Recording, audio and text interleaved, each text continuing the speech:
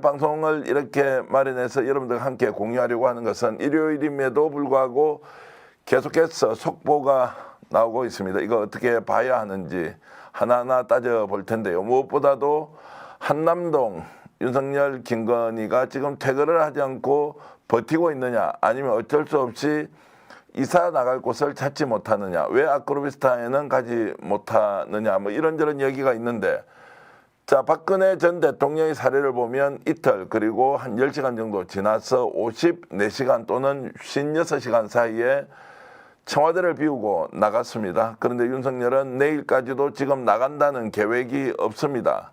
왜 이렇게 국민 세금으로 만들어 놓은 관저에서 버티고 있느냐, 무슨 사정이 있는지 여러분 취재한 내용 공개하겠습니다. 강 변호사. 예. 이례적이기도 하고, 그리고 지금 윤석열이 오늘 오후에 또 메시지를 내놓은 걸 보면, 야, 이게 무슨 명확하게 헌법재판소의 파면 처분에 대해서 수용을 하고 승복은 당연히 이제 하는 것이고요. 거기다가 대국민 사과까지 해야 하는데, 공교롭게도 지금 용산 대통령실에서 직원들이 남아있고, 그리고 한남동 관저에는 여전히 버티고 있으면서 메시지를 마치 국민 여러분들을 생각하면서 뭔가 결행을 또는 행동을 하게끔, 또는 장기적으로 그들과 손을 잡고 가게끔 하는 메시지를 내는 걸로 봐서는 내부의 상황들이 상당히 많이 바뀌었다, 이런 생각이 드는데, 어쨌든 지금 버티기를 하고 있는 이 모습은 어떻게 지금 평가를 하십니까? 그러니까 관저에서 나오지 않는다는 것은 자칫 잘못하면 국민들에게 반성도 당연히 없고 여전히 승복을 하지 않고 뭔가 정치적인 영향력을 계속 행사하려는 거 아니냐라는 의구심을 심어줄 수밖에 없습니다. 근원적으로 탄핵이 되고 나면 당연히 관저를 비워야 합니다. 그런데 이 관저를 언제까지 비워야 한다는 명시적 규정이 법률에는 없습니다. 그런 상황에서 불법 점유가 되지만은 이 불법 점유 상태를 해소하기 위해서 경찰이 들이닥쳐가지고 끌어낼 수 있는 것이 아니라, 참 이게 우스운 얘기지만 민법상 이제 민사소송을 제기해가지고 인도 청구를 해야 되고 승소를 하고 난 다음에 강제 집행을 해야 되는 그런 우스운 상황이 되는 것입니다. 근데 일각에서는 무슨 강제 퇴거, 그러니까 퇴거 명령을 했는데도 불구하고 퇴거하지 않는 것은 주거 침입 내지는 퇴거 불응죄이기 때문에 즉각적으로 입건해가지고 현행범 체포해야 된다는 의견도 있습니다만은, 이 관리자의 의사, 그러니까 지금 현재 한덕수가 대한민국 이제 대통령 권한 대행으로서 권한을 행사하고 있고 법무부 장관이 소송 대표자가 되는데, 이런 상황에서 이 관리자가 이 스케줄 해줘버리면, 예를 들어서 이 퇴거 불응이나 이런 걸로 입건하기도 굉장히 어려운 것이고, 이런 상황에서 시간이 지체되면서 대통령실에서는 혹은 대통령 쪽에서는 뭐 윤석열 쪽에서는 우리가 아직 준비가 안 됐다, 갑작스럽게 이런 상황을 맞이했다, 이런 핑계를 대고 있는데, 이 자체가 굉장히 괘씸한 것이죠.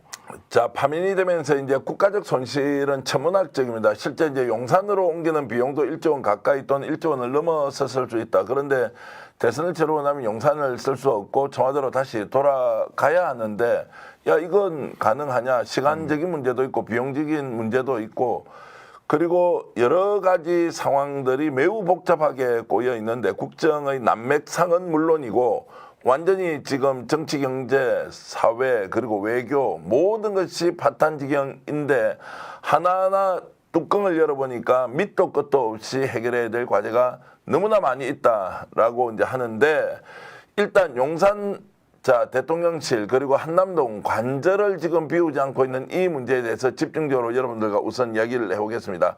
오늘 오후에도 제가 취재를 해보니, 자, 어떤 문제 때문에 지금 나가지 않느냐라고 하는 것은, 저희들이 스픽스에서 파면 이틀 전에 이제 파면이 될 것을 예정하고 성공 메시지를 쓰고 있다. 그리고 아크로비스타의 유땡땡 행정관을 비롯한 김건희 측근들이 그쪽으로 가서 청소를 하고 이사를 가기 위해서 세팅을 하고 있다는 내용을 보도를 해드렸는데, 그때 상황까지는 그렇게 가는 것으로 알고 있었지만, 파면이 확정된 이후에 상당히 복잡한 문제가 생겼다. 그 문제가 무엇인지 한번 따져보겠습니다. 첫 번째, 아크로비스타로 갔을 경우에 경호 문제가 생길 수도 있다.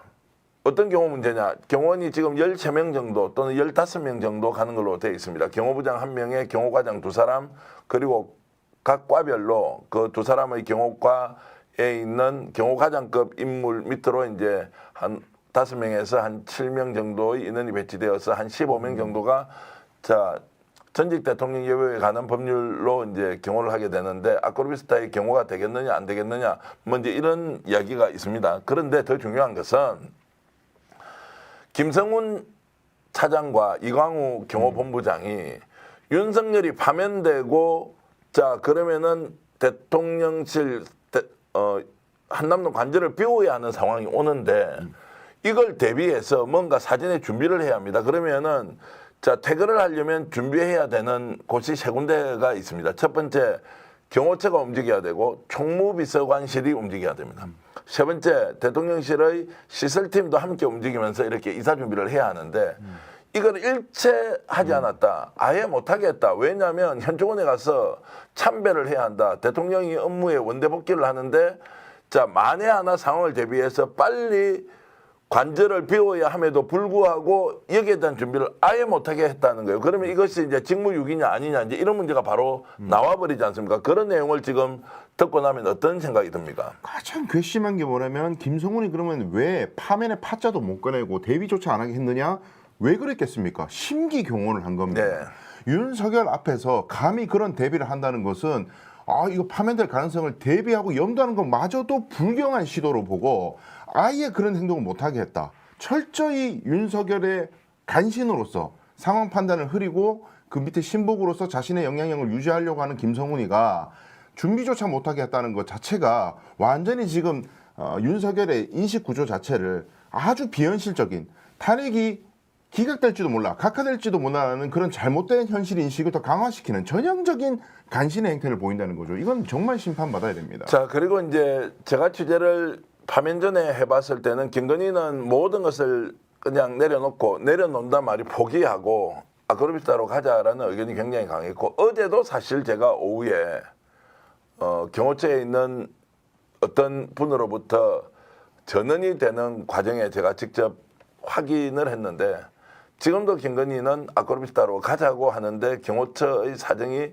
그러하지 않다. 자, 첫 번째는 조금 전에 언급했듯이 윤석열이 파면이 될 것을 대비해서 이사 준비를 하고 있어야 되는데 전혀 이사 준비를 하고 있지 않았다는 것. 경호처 총무비서관실 그리고 시설팀에서 하지 않았다. 자, 누가 그렇게 하지 못하도록 했느냐?